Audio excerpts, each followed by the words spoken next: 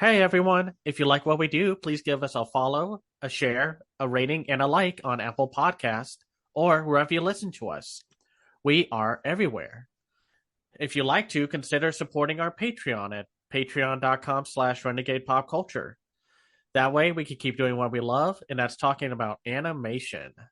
And now, on with the show. What's going on, everyone? Welcome to another episode of Renegade Animation on the Renegade Pop Culture Podcast Network. My name is Mike. I'll be your host for this evening. Joining me, as always, is the animation guru himself, Cameron. Howdy, howdy. And we have a pretty interesting lineup of movies to talk about today. We've got reviews for Wish, Disney's 100th anniversary celebration, Leo, the new film from Netflix and Happy Madison production, and of course, we've got Hayao Miyazaki's The Boy and the Heron. We're going to start with probably the one that, while not speaking for everyone, I had the most expectations for, and that is Disney's Wish. Disney has not had a good year, and that's just putting it lightly, because film quality-wise, they've only had a few that have been generally well received, which would probably mostly be Elemental and Guardians of the Galaxy Volume 3. Not that they weren't losing a ton of money this year, but they lost a ton of money this year. I think someone accounted like maybe a total of a little over $1 billion. Ooh. All I can hope for is that the animation department is not hurt or hit with layoffs, because instead of Iger or any of the executives taking the fall, it's going to be the people who are below them, sadly. So hoping for the best, because I think a lot of people were really excited for this. A film that represented the 100 years of Disney animation. Early impressions were very positive, and some early reviews that popped up were positive. But when it finally hit wide release, boy, did this film take a sharp turn in reception. You either liked it, were just kind of middle of the road on it, or you just hate this movie. And I dislike using a word like hate because it feels like a strong, toxic implication of the overall film's quality. But I think Wish might be the most disappointing big budget US theatrical animated film of 2023 so far. This is, before we see Migration, which is like the last one. But I was rooting for this, and I still would love for it to do better, but it is not picking up that Elemental word of mouth. Sadly not. Like, apparently it just reached over $100 million at the box office total, but of course, Disney not knowing how to flip and budget their films, this one costs about $200 million. So, Mike, how about you tell us the plot for this one, for the few that have probably yet to see this film?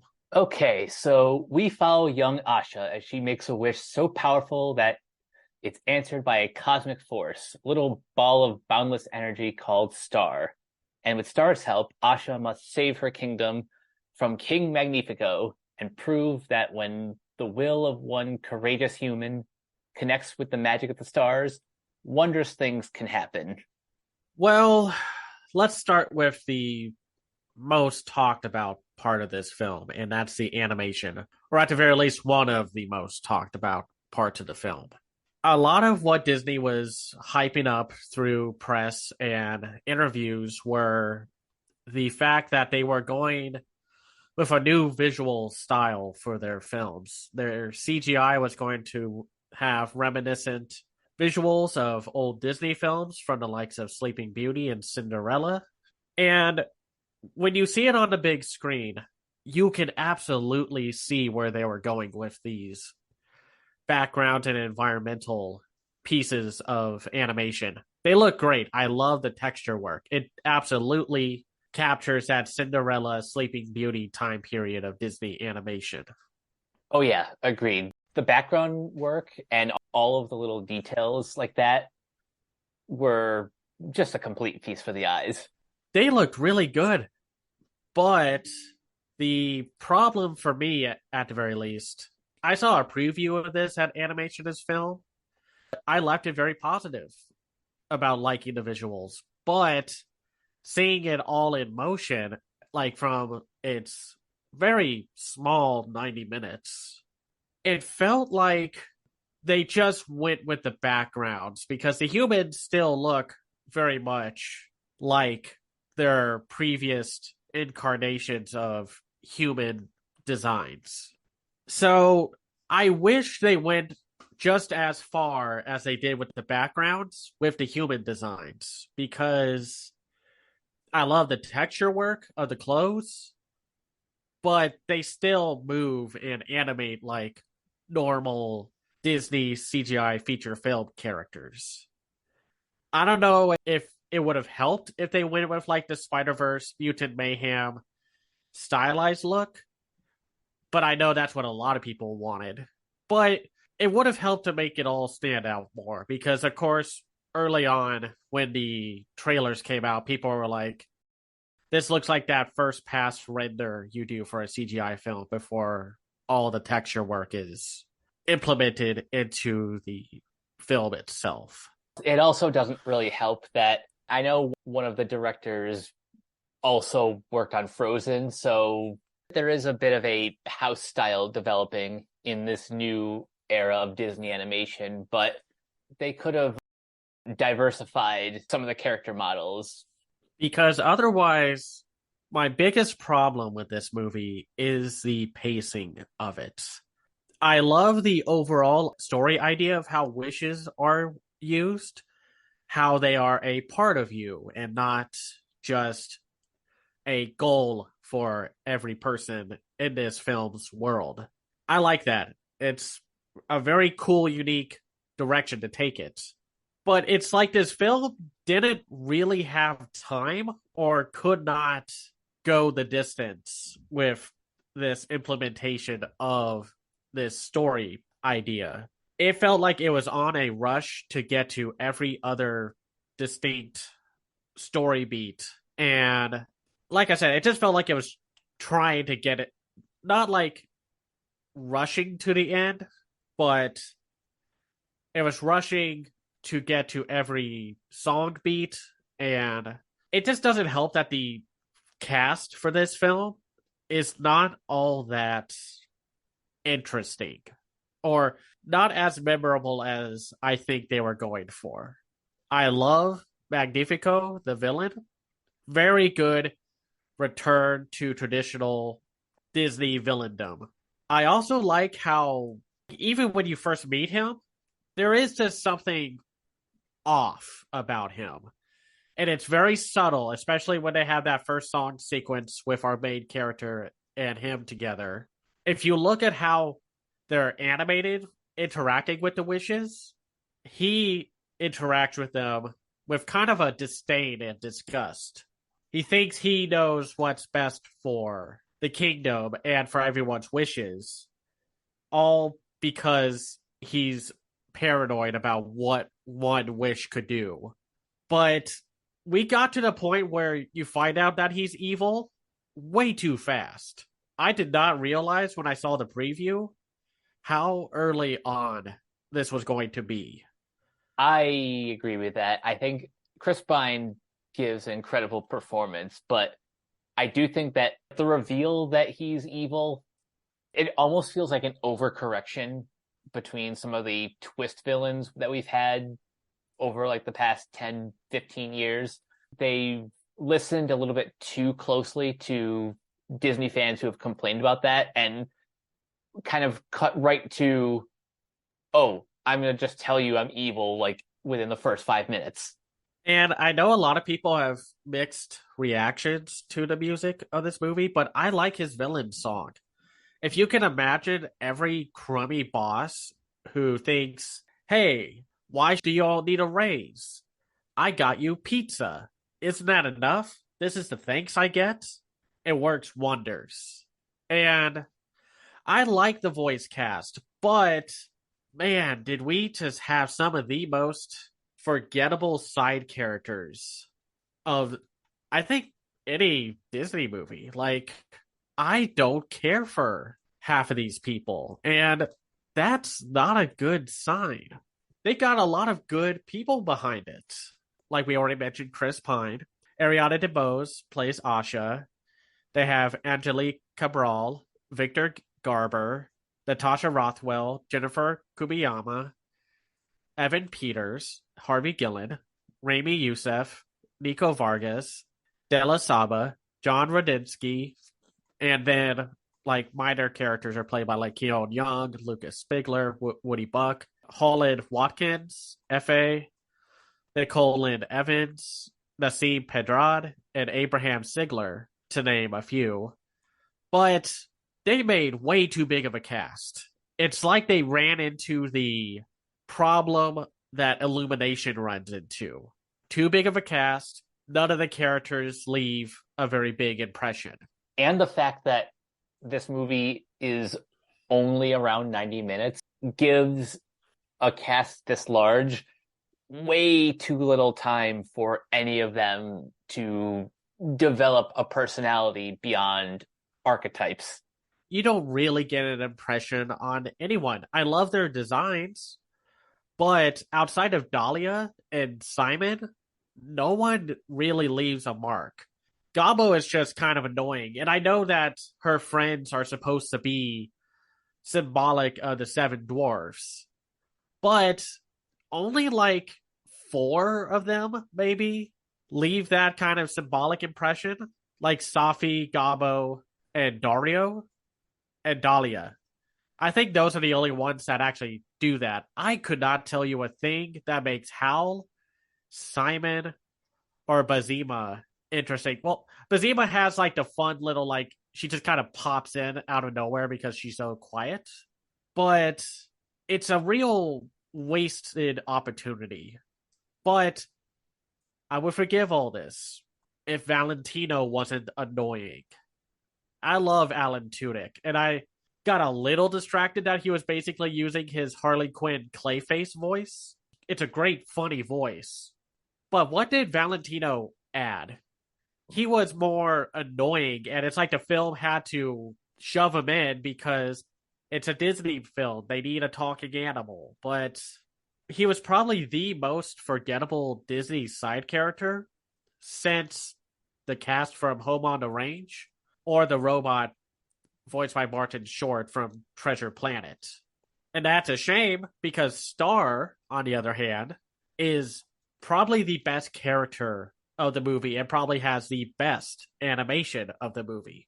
He is adorable, charming, just a great design, and had the best comedic moments and expressions. Yeah, Star, I think, is probably one of my favorite silent Disney side characters since Carpet from Aladdin. And I could see in some sort of shared universe, both of these two just getting along instantly. They both have like that great comedic timing through just their body language that very few other characters could match. It's like they overcorrected by focusing so much on making sure King Magnifico was the reason you come back to this Disney movie. And yeah, it's just disappointing. And then we get to the song sequences. The score was composed by Dave Metzger with original songs written by Julia Michaels and Benjamin Rice. I have a lot of thoughts about the music. I think there are 3 really great songs, while the others they range from like okay to kind of good to, wait, why is this in here? And listen, not everyone can write like the previous folks who composed the music for like Frozen or the 90s movies. It's impossible to ask for someone who has not done music for movies to be great right off the bat. On the other hand, if you're spending all this money, why don't you get some Broadway composers or get the Avenue Q team again to write music since they wrote the music for Frozen or anyone? Why did you get the person who is mostly known for writing pop songs for like Justin Bieber and Haley Steinfeld and Gwen Stefani. I think my problem with it is like these songs are really wordy, so they don't have a rhythm to them, or you can't pick up on it, which is a really bad sign for your music because Disney songs are supposed to be catchy, memorable, big. But maybe outside of the I Want song and the Villain song and the Rebellion song, there's not much else. I don't remember anything from Because You're a Star or some of the songs that felt like they were put in because they had to fill out the runtime. I can't take credit for this. One of our friends, Hayden, came up with an idea that sounds a lot better than any of us could have come up with. To celebrate Disney's 100th anniversary, they would bring back like each of the previous composers and have them write like one or two songs. Like you get one song from Alan Menken, a couple from the Lopez's, one from Richard Sherman, maybe one from Lin-Manuel Miranda, something to make this feel more like an event than just another run-of-the-mill Disney film. And I think that's really the biggest problem with this movie. It just feels like another Disney movie. And I think also why the wishing star is When You Wish Upon a Star the most popular one. I mean, I get it, but when I think of Disney as an identity, it's like Mickey Mouse, the princesses, Pixar, and then the wishing star. It's not really the first thing I think of when it comes to Disney as a company, as a art-driven studio. And it's weird because I think Once Upon a Studio was the better celebration.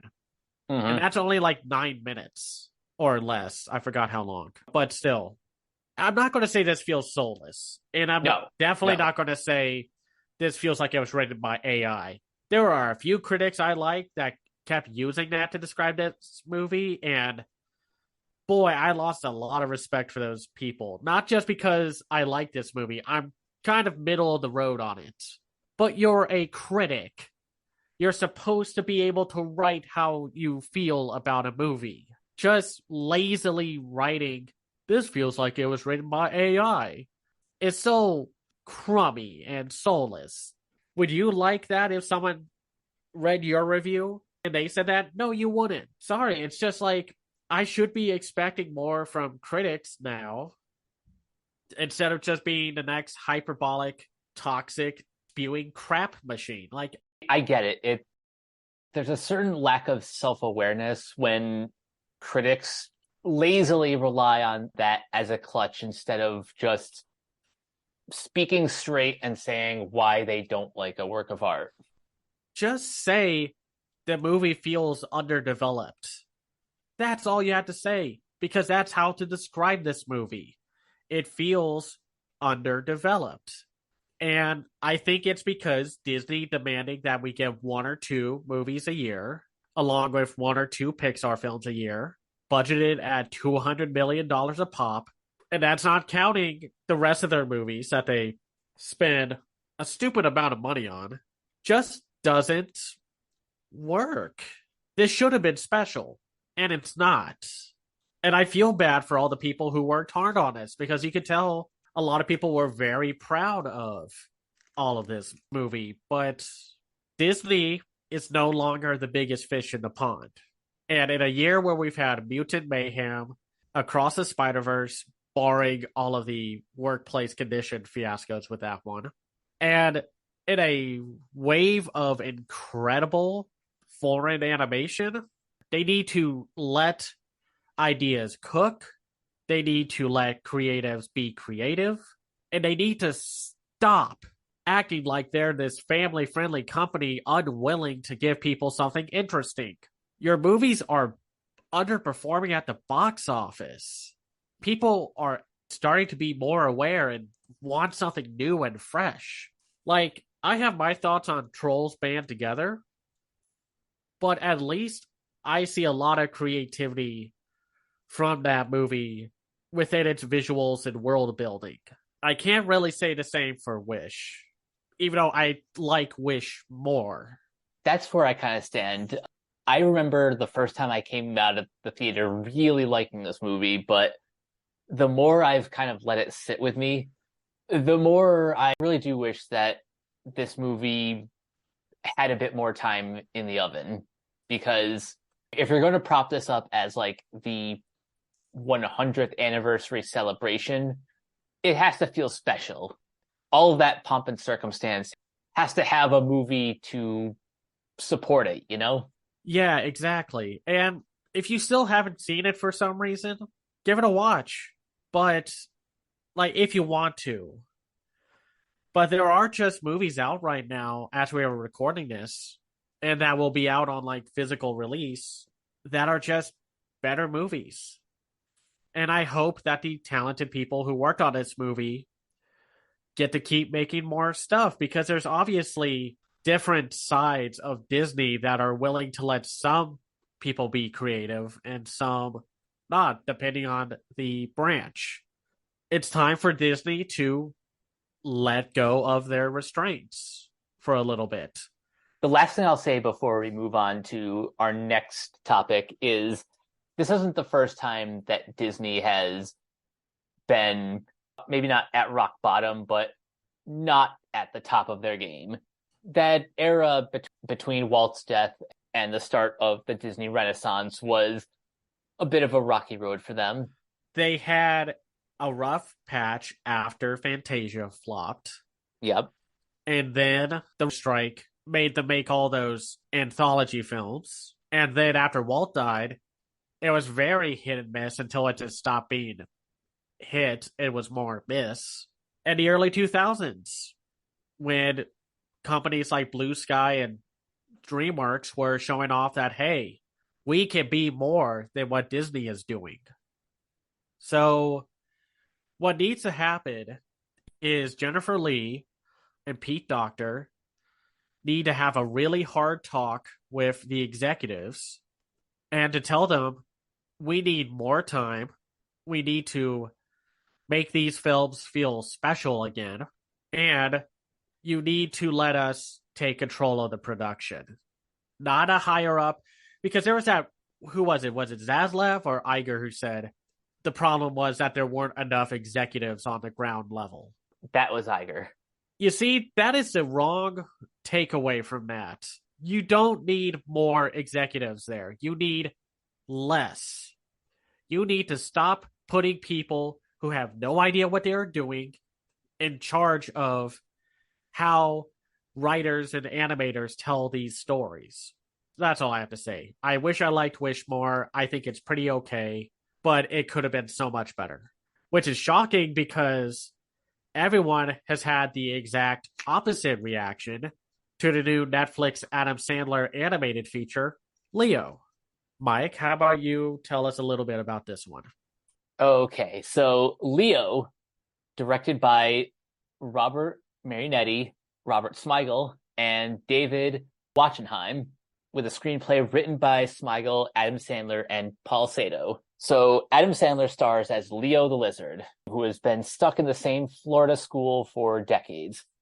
When he learns he only has 1 year left to live, he plans to escape to freedom, but instead has to rescue his class from their horribly mean substitute teacher. Yeah, this is one of those movies I didn't necessarily have expectations for one way or another, especially because this is a Happy Madison production. And with all due respect to Adam Sandler, his Netflix era movies have been very hit or miss, to put it lightly. This is the second animated film from Animal Logic, the same studio that did last year's The Sea Beast and The Magician's Elephant from this year. And yeah, I was not super looking forward to this. I kind of thought Netflix's animated roster this year was very underwhelming because it was lacking a lot of surprises. Because we kind of knew Nimona and Chicken Run, Dawn of the Nugget were going to be their big films. So to have Leo pop in at the last second, well, not literally the last second, but it was not the most looked forward to animated feature. But then when word got out about it, people started to really like it.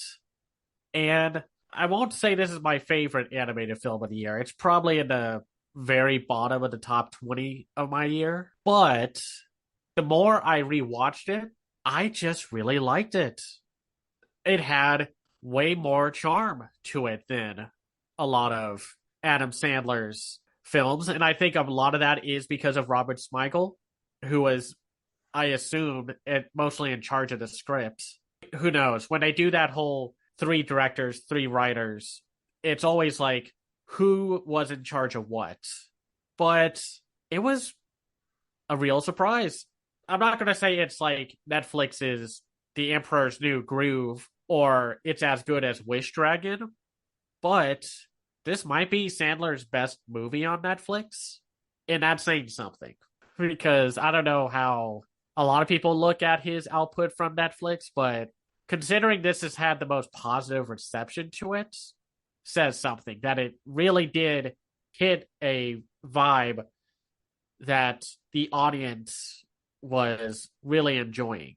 I'll say I haven't seen all of Sandler's Netflix stuff outside of like, I think it was The Mayor Story that he did with Noah Baumbach, but yeah, this is somewhere in between Hotel Transylvania 1 and 2, which both Sandler and Smigel wrote the screenplays for those. I say that because while this one doesn't have the animation experience of Genndy Tartakovsky, there's still a lot of fun visual gags in here. Like the one that I keep coming back to are the design of the kindergartners, who are just a bunch of rabid animals. Oh, those are great. I was not a fan of them at first because their designs looked so different from everyone else. But they grew on me because kindergartners are a little chaotic. Every time they came on screen, I just started laughing hysterically. I think what works about this movie and its writing and comedy is it finds a mostly good balance between sincere and heartfelt and just let's go a little buck wild with the comedy here. And I think this film is saved a lot from its mixed animation quality by the writing. I can't believe I'm saying this. I liked Adam Sandler and Bill Burr together. I thought they worked out very well. They kind of remind me of like men that my grandparents would know. They had that like, they're those like ride or die best friends or pair of uncles who have just like known each other forever. I think my favorite joke was when the teacher brought up they were going to read Charlotte's Web. Bill Burr's character, Squirtle, like Tortoise, was like, oh, great, we're going to get the waterworks early here. And then Leo goes and says, you know what the most frustrating part about this story is? They keep talking about this delicious spider and nobody eats her. It's like, I don't know why. That made me laugh so hard. And then the payoff for that joke is even better. Just how they talk with like the other animals from the school. It feels so natural.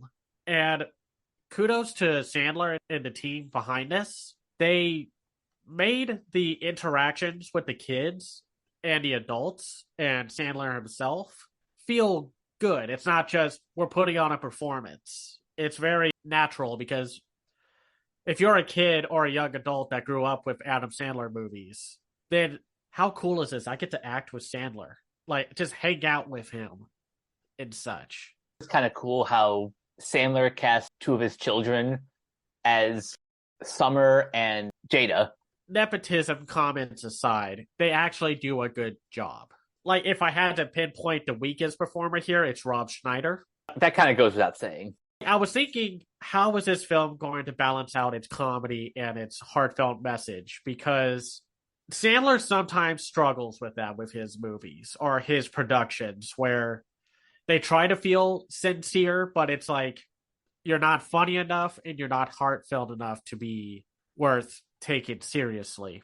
And it just worked for a lot of times. I think the best parts were when Leo was talking with the individual kids, but then the humor, like they go places with some of the humor. Like when we learn about Jada's dad, voiced by Jason Alexander, they set up a whole musical sequence of him saying, I bought my daughter time so she can make it and be successful without, you know, the consequences and kind of messed up mentality that comes with how her dad thinks of her. But then they keep cutting away from it, and it's about to go into like these big Broadway sequences with like dancing clocks. And you think it's all just kind of visual, imaginary stuff. But then you find out that the clock people are real. Oh, yeah. That was probably like the best joke and payoff that I've seen, that they actually coexist in this world. I love when musicals do that, where things that you think are like part of like a musical fantasy, but then the song ends and those guys are still there. It's always hilarious. If you want to watch this movie, the reason why you would is because of Sandler, who is this old lizard, just talking with these kids and their insecurities. And it's really smart. Like, at first I was kind of dreading how these messages were going to come out, but they were better than you would think, because sometimes when Sandler tries to have social commentary with his movies, it's not always the best. It was just sweet. It's like, hey, I know you're worried about being perfect all the time, but you don't need to be perfect all the time. Or you put on a facade at school when you're not being the real you. You keep hiding behind a mask. Like, it's kind of Pixar-ish in terms of how they tackle that. Yeah. Not like at that level, but it's that mindset of like, Pixar does this. Let's try to do that. And a lot of times, there are very sweet moments. I like that this movie was able to do all of this. Now, for like the musical numbers, I was kind of hit and miss with them. I don't think they're great.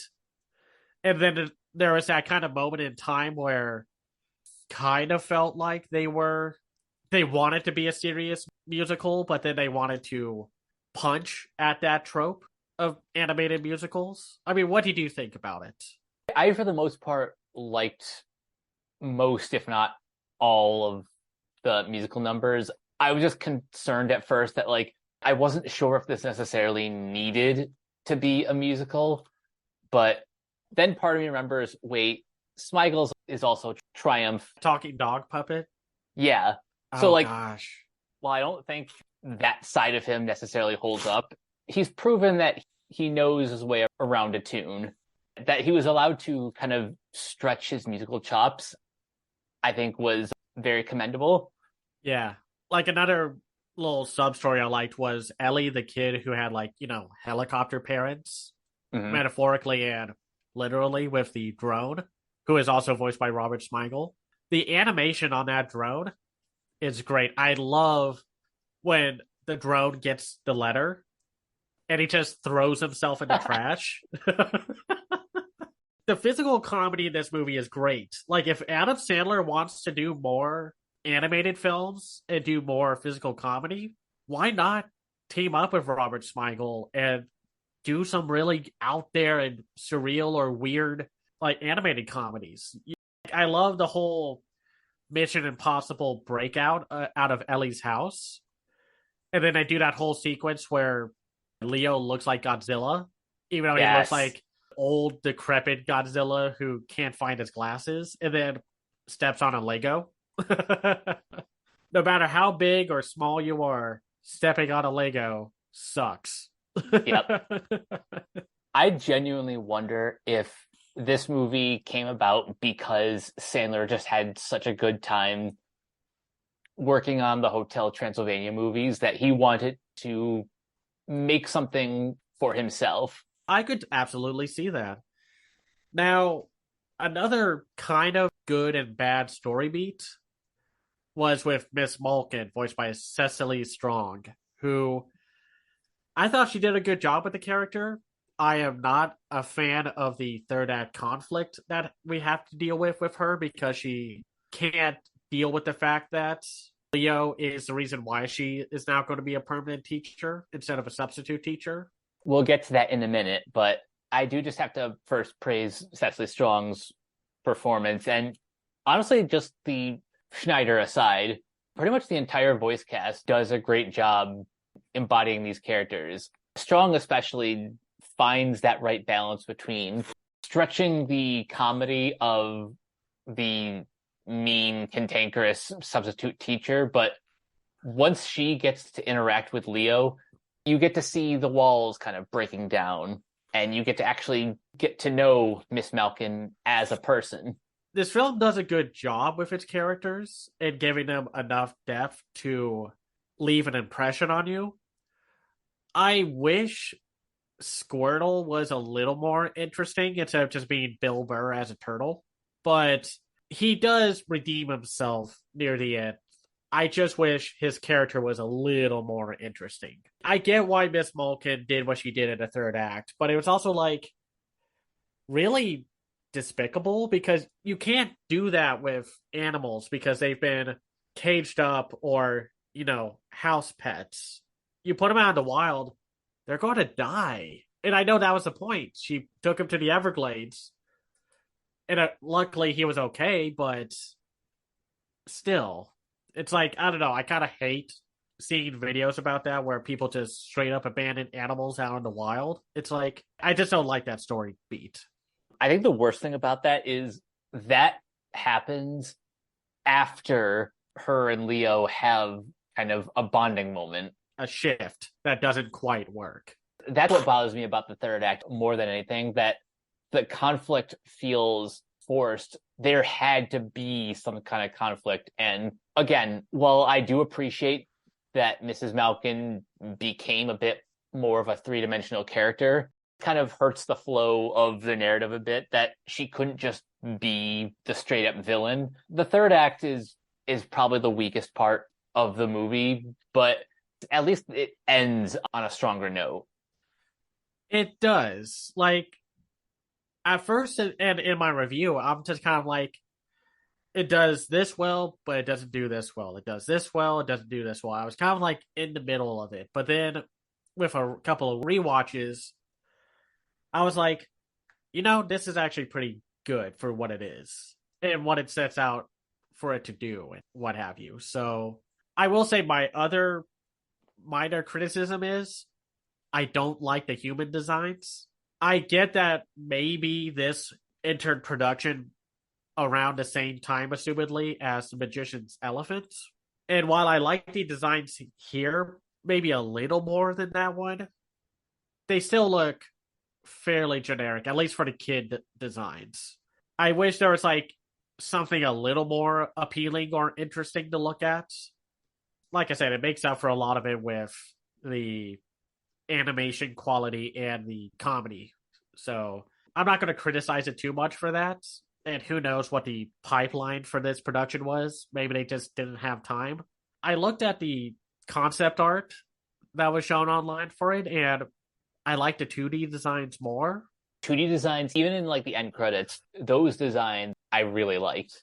So I don't know. I just think the humans look a little generic, but it's a nitpick because the film succeeds in what it's trying to do. And there's a reason why it's, as far as Netflix is telling us, a big hit for the service. If you've been on the fence about checking it out, I'd recommend it. I know Adam Sandler can be very hit and miss with his art and his shows and movies and whatever. This is one of the better ones, or at least that's what I think. Yeah, no, this one snuck up on me.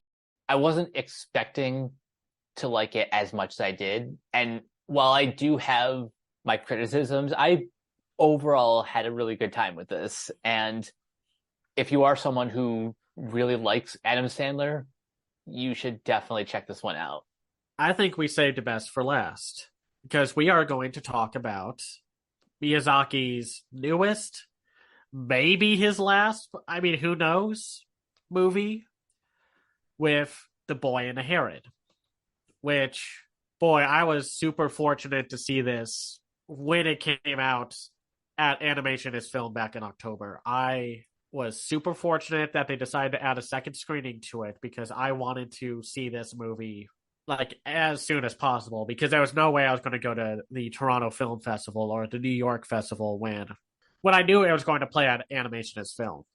But let's get started with the story. While the Second World War rages, the teenage Mahito haunted by his mother's tragic death, is relocated from Tokyo to the serene rural home of his new stepmother, Natsuko, a woman who bears a striking resemblance to the boy's mother.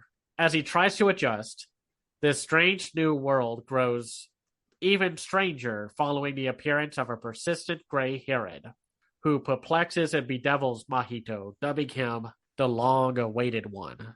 Mike, with this movie, this, until otherwise, marks the literal end of the Ghibli journey. What did you think about overall before we dive into this movie? Overall, I'll get to my thoughts on the movie in a second, but ending my personal Ghibli journey with The Boy and the Heron, it just made it all worth it.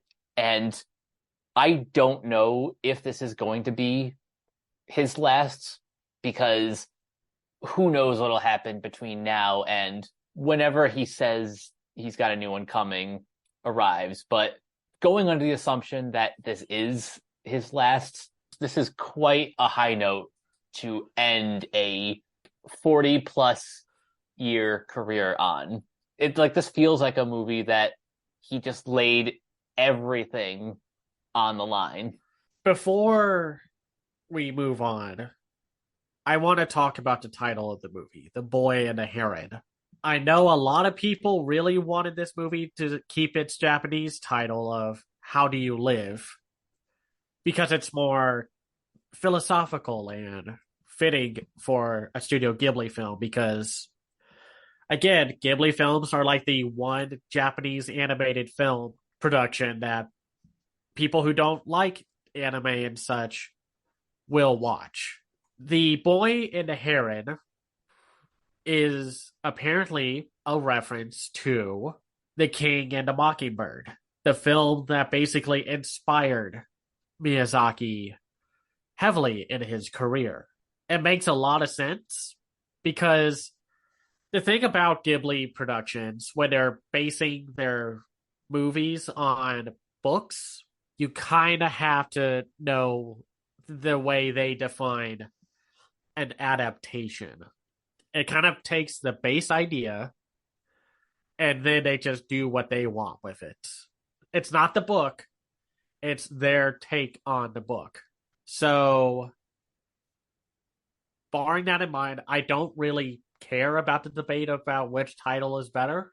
What I do care about is the story that we got, because we can't complain about a movie that maybe could have gone what we hoped or wished or thought it was going to be.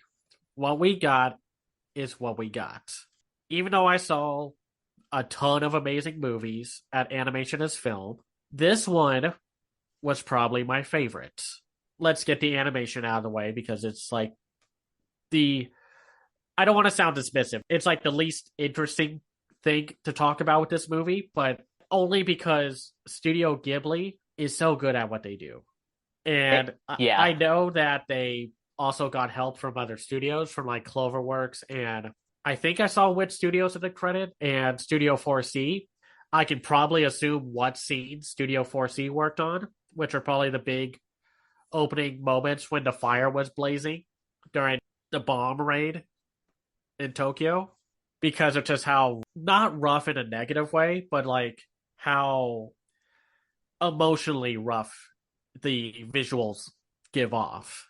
It does kind And of like remind me a little bit of that scene in Tale of the Princess Kaguya, where Kaguya is like running and the animation gets all like distorted. Yeah, exactly. Because a lot of with this movie, I know a lot of people love it. Most people love this movie. It's like one of the most acclaimed films of the year.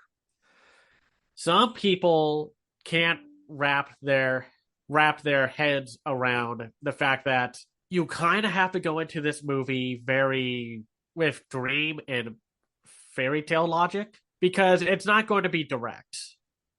It's probably Miyazaki's most mentally complex movie about how our character is unable to move on and grieve or let go of the fact that his mom passed away, because the world around him is telling him, how do you want to live your life? And throughout the interactions, Mahito is given a multitude of different viewpoints. Like the grand uncle, voiced by Mark Hamill, is saying, if you do what I do, you can live in a world without chaos and bloodshed and death. But Lady Hime and Kiriko, who are voiced by Karen Fukuhara and Florence Pugh, give him like, hey, you know what? Life is going to be rough, but life is worth living because of the ups and downs and all arounds. It reminds me a lot of Deep Sea in that regards, where the tunnel might be dark and the light is so far away, but you have to keep moving. You have to keep living because you will hit that light. And the light will shine brighter amongst the darkness in your life. And there's just something so poetic about how this movie handles its story. Like, I know it's a semi-biographical film. Like, apparently Miyazaki is represented by Mahiko.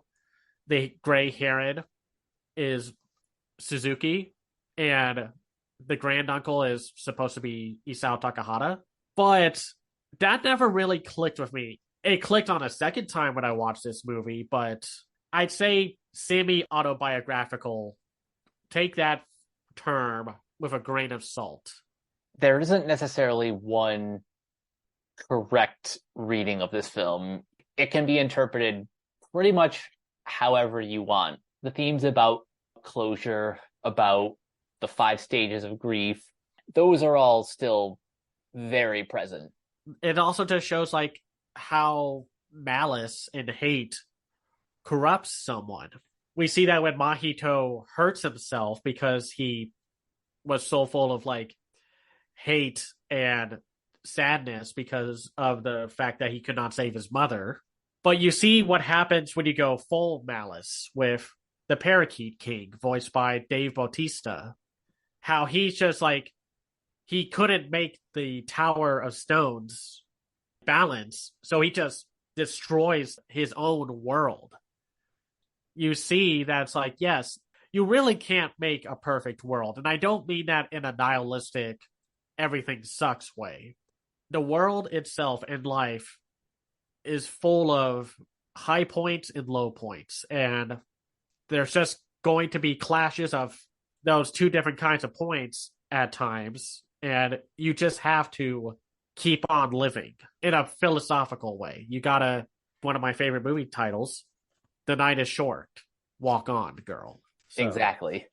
And that's how I walked into this movie, because I didn't know what exactly was going to happen or what was going on. But that's also because even though there's that whole misconception of, oh, Miyazaki didn't want marketing, which is a big fat lie. They literally had no money. They had enough money for a poster, and that was it.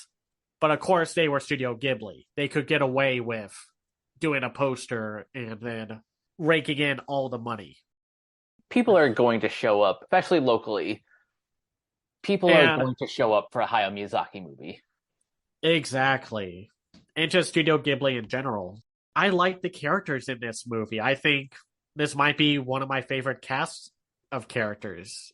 And that goes from like, I think Mahito is a good male lead. You can see that he's hurt inside, but he puts on a brave face.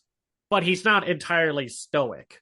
He just feels like this world is cruel and unusual. I have to be brave to go through this. Lady Hime is loving, nurturing, and caring. Shoichi Maki, Mahito's dad, is prideful, proud, confident. Natsuko is, well, very motherly and loving. The Parakeet King is extremely prideful and proud of himself. Kiriko is stubborn, strong-willed, and takes no nonsense. And the grand uncle is wise and not cynical of the world, but more like weary of the world.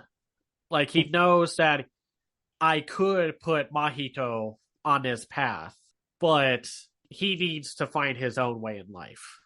That's something that I really liked about his character. Like, he knows his time is up and that he has to have a successor, but it has to be Mahito's decision. Nobody can force him to make that decision except for him. Like that's how I took a lot of these story beats from this movie. But Mike, we've been talking a lot about the boy, but I think we're missing someone. Okay, I'm going to build up to this, but first, I have to give credit to a couple of names. So, obviously, we know that this movie was going to get a release in the States and they were going to do an English dub, but I have to give a shout out to the director, Michael Sinterniklas, who directed the dub for NYAV Post, and Stephanie Shea, who wrote the English script. I think they did a great job of translating Miyazaki's screenplay here, but probably the best casting in any foreign language film for an English audience, Robert Pattinson as the Grey Heron. This casting and this character are so fascinating. The internet meme of blank understood the assignment was made specifically for him. That's the thing about Robert Pattinson. He's a really good actor and he will dive into a role that he understood that the character is supposed to be this conniving, sort of lying, but has a underlying heart of gold under all that fluff character. And instead of just doing his normal voice, he saw that the character was this little chaotic goblin gremlin character. So he actually did what a lot of celebrities refuse to do: act and not just voice themselves. Instead of going like, oh, hello, giving his normal suave tone of voice to the character, he literally saw what Masaki Suda, the Japanese voice for the Grey Heron, and was like, I gotta do that. So he sounds like a little gremlin, and it is probably by far and away the best performance of the movie because he was able to capture the stubborn cynicalness of the Heron, but also like the small comedic moments of the personality of the character. And he did everything. Like, I love when the younger Kiriko asks, like, they say all Grey Herons lie. Is that true? And Mahito says, it's a lie. And the Heron goes, it's the truth. And then does that little snort thing with his nose. And I just love that design of the Grey Heron. I love like this human design with the big nose and like he's wearing a suit. I love the animation of like when you could see the eyes of like the more human head and the nose. A lot of people, when like first images were coming up for this movie, were like, boy, that Heron is going to give me nightmares because of the eye and the nose meat coming out of the beak. If you were not prepared for like what the character actually looks like underneath the disguise, it is a bit of a jarring design at first because, you know, the Heron has like human teeth and that looks like another person just like swallowed up by the Heron. Birds with teeth are terrifying design choices. That's why you don't see it all the time. They gave the Parakeet King teeth, but they gave him like sharp teeth and such, and that's creepy, even though the parakeets, who are apparently all voiced by Dan Stevens, are super dorky and adorable looking. I love when Ghibli and Miyazaki movies do this, where they like fill out a bunch of the space with the parakeets, or like with creatures and such. Like the Wara Wara. Yeah. Like the blobs from Howl's Moving Castle when they're chasing down Howl and the lead from that movie. Or even the like the wave monsters from Ponyo. Yeah, exactly. It's interesting how people think Miyazaki is only good at strong characters and environmental and anti-war stuff. His animation also lends itself to a lot of really good comedy. I love when the Grey Heron gets that little hole in its beak fixed, and then he's just like, haha, so long, sucker. But then he's like, oh, okay, the thing that filled up my beak is irritating and annoying me.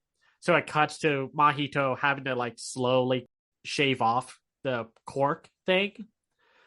And you see the character like, okay, that smooth it out right there, please. And it was probably the biggest laugh everyone got out of both of my screenings for this movie. And the other big laugh was when Mahito and Hime exit the door. By the way, cool transition. I love that. Door floating among the mountains. Then it converts to the tower outside of Mahito's home.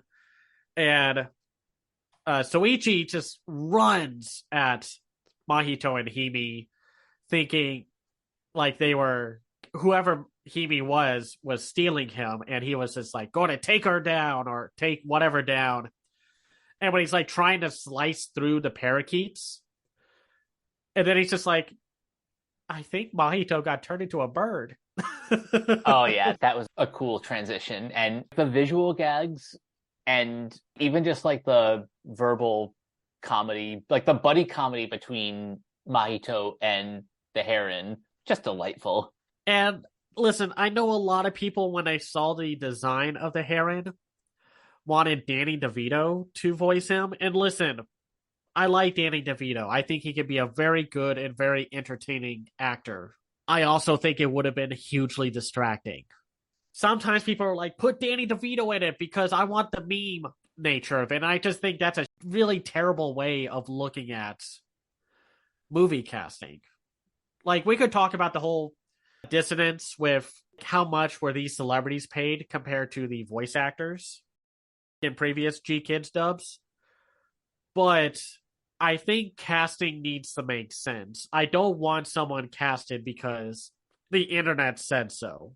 Casting for these movies, it has to be in service of the bigger picture. We've seen what happens when the internet gets their way. Do you all still talk about It Chapter 2 very positively? No, you don't. I like the cast for this one. Luca Padovan, like, is very good as Mahito. I think he captures a boy going through things. Of course, we talked about Robert Pattinson. Karen Fukuhara is very charming, and, well, we are a fan of hers because we've seen her in She-Ra and the Princess of Power as Glimmer, and Kipo and the Age of Wonder Beasts as Kipo. Yep. She's also going to be in the Pokemon Concierge series and playing the main character. Christian Bale, a fun thing about this movie was it brought back a couple of Ghibli veteran voices. So they, of course, brought back Christian Bale to play Mahito's dad. But what was interesting is because the Japanese dub did this. Because Takuya Kimura was the voice of Hal. That's actually really cool. And then, of course, Mark Hamill has done like maybe totaling now 3 dubs for Ghibli. One as just like this side king character, and then the main villain from Castle in the Sky. Dan Stevens, what have you had to say about Earwig and the Witch? I thought he was the best part about that movie next to the other English cast that they got. And then they got like Florence Pugh, and we know she was going to be a good voice actor because of, you know, her experience with Puss in Boots: The Last Wish. Yep. I was very surprised by Dave Bautista.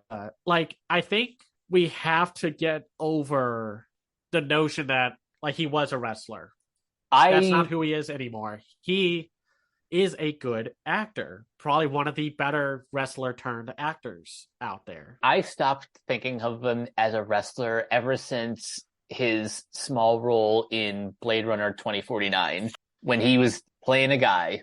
Since then, I think he personally has gone out of his way to work with top shelf talent so that he can like really stretch his acting chops. And yeah, his role as the Parakeet King, very well done. Gemma-chan as Natsuko, like, maybe not the strongest character of the bunch, but Gemma-chan did do a good job of making her feel loving and bring that conflict of like, oh, I don't like you, Mahito, because I know I'm not your mom, and I don't want you near me because you bring vitriol and hate to me trying to give a new life. But Gamma-chan has had voice work experience with like Namari from Raya and the Last Dragon and Watership Down and Revolting Rhymes from way back in 2016. I don't know if any of y'all saw that special Revolting Rhymes. It's really good.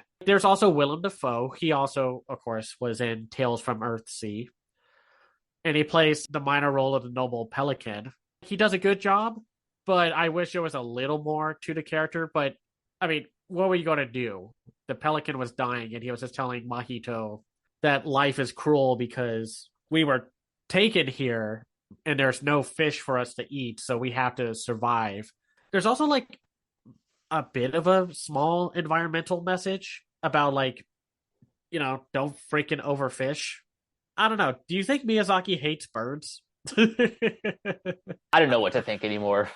Because I know he likes pigs, but it's interesting how we have the noble pelican, the parakeets, the parakeet king, and the heron, and they are just vastly different in terms of tone and characteristics. But that was like a comment I saw a few times was, does Miyazaki have something against birds? Which is weird. He's such a fan of like flying, but I don't know. It's weird whatever his opinion is on birds, but it is just kind of funny how in this movie we get such a vast variety of different types of birds with different personalities. Exactly, right. And it also could just be like the heron is a homage to the king and the mockingbird, and the mockingbird was kind of a punk. I want to watch that movie again. I hope it gets like some kind of Criterion release or something. Oh, it absolutely deserves a Criterion release or just any sort of physical media. Yeah, exactly. To get back to animation, I just love the character animation. Like the strongest part of like really good animators is if you took the sound out, you could understand who the characters are by their expressions and movements. I think a good example of this is when they have the old lady housekeepers. Like at first I thought that was like a reference to like the Seven Dwarfs.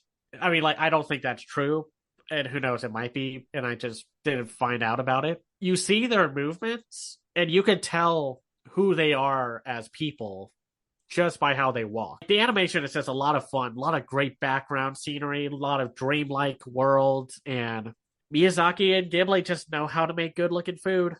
I wanted some of that fish stew, even though I don't know if I want to even touch that fish that they caught. Mm. I don't know. Maybe I'd have a better chance with the canned meat that they brought in that suitcase. Even like that piece of toast with like the slathering of butter and jam looked appetizing. God, that was a lot of butter and jam. I was like, that's a little too much, but I'd probably like it. One thing I noticed about Miyazaki is whenever he tries to avoid negative space in the frame, not to like a distracting extent, but there's always going to be something interesting happening in either the background or in the foreground. Yeah, it's not like how Takahata handles like memories and only yesterday or something where there is a touch of negative space around the frame. Here, there's always going to be something there. And even down to the very last shot when Mahito leaves the room, the green tree, it's a visual of a brighter future for Mahito. There's this one scene I really love. It's a really small bit at the very end, right before they leave the crumbling tower, where, spoilers, by the way, I mean, this is going to be out, I think, past the theatrical run for this movie, but still. You find out that Lady Hime is going to be Mahito's mom. And Mahito is like, but if you go back through there, you're going to die in the fire. And Lady Hime is just like, I will, but I had such a great life and I am so proud about who you became.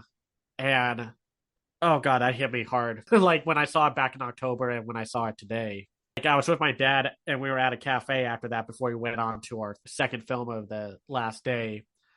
I talked to him about that scene and he could tell you I was crying a little. Like thinking about that, seeing about that strong bond between Mahito and his mom. Like, I just love this movie, man.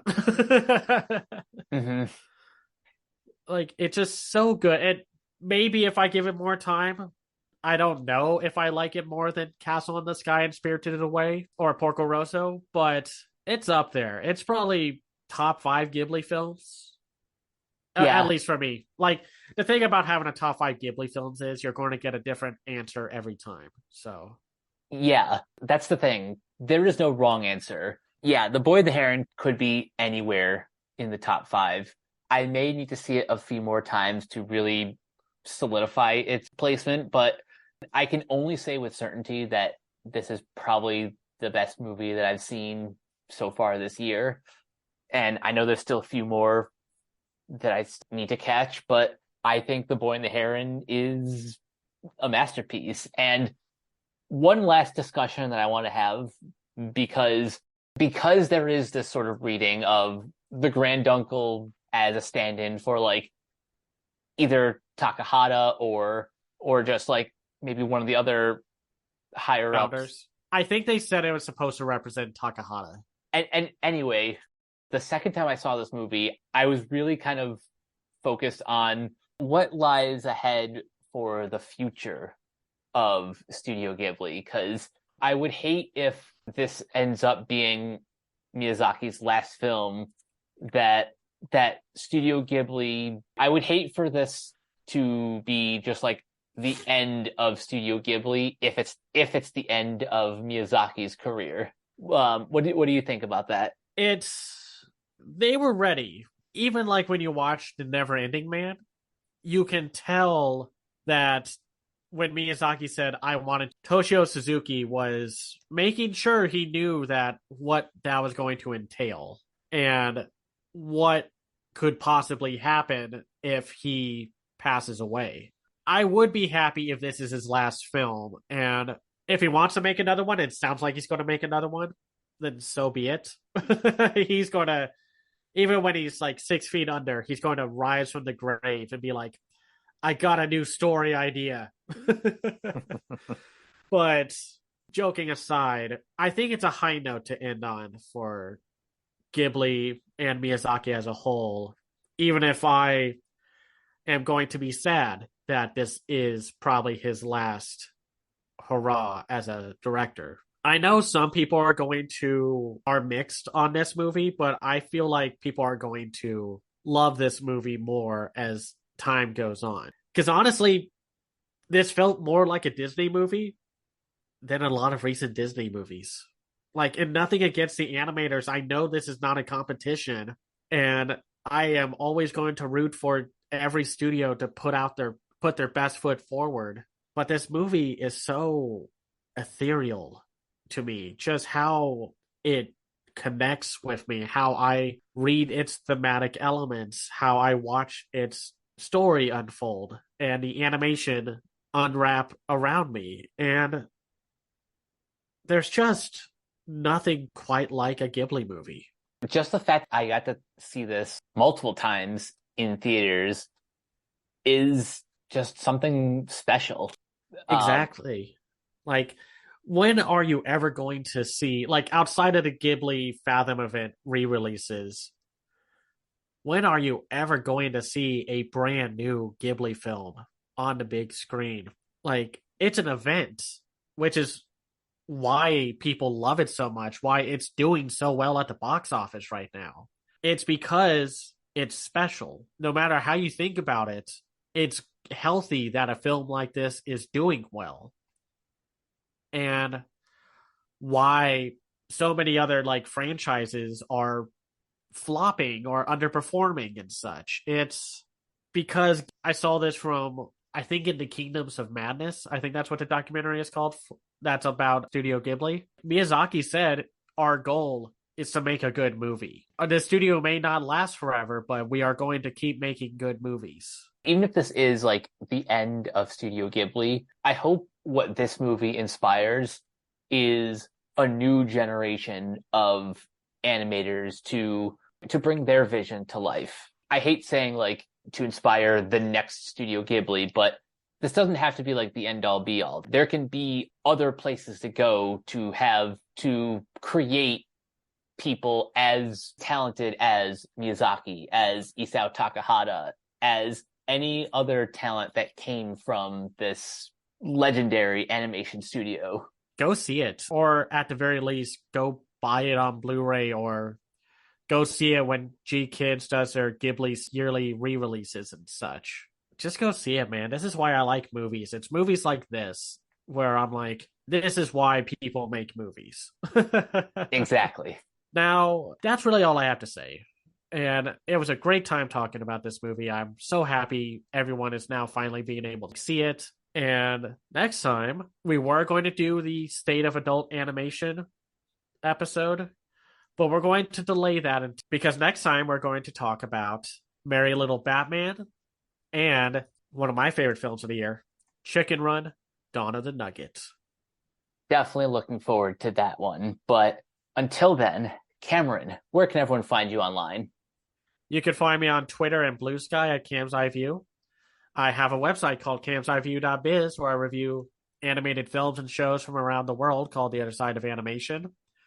You can also find my reviews and editorials on Cam's The Other Side of Animation.wordpress.com if you want to see them there as well. I also have a Patreon at patreon.com/camseyeview. That's where you can find me. And you guys can find me on various social media at Captain K42. You can check out my quick thoughts on letterboxd.com/Coach K42. And you can follow Renegade Pop Culture on Facebook and that place at Ren Pop Culture. You can also find us on YouTube, on Podchaser. Support our Patreon at patreon.com/Renegade Pop Culture. Listen to all of our podcasts on Spotify, Apple Podcasts, wherever you listen. And last but not least, everything can be found at renegadepopculture.com. Need an escape? So do we. That'll do it for this episode of Renegade Animation. We will catch you guys later. Peace out.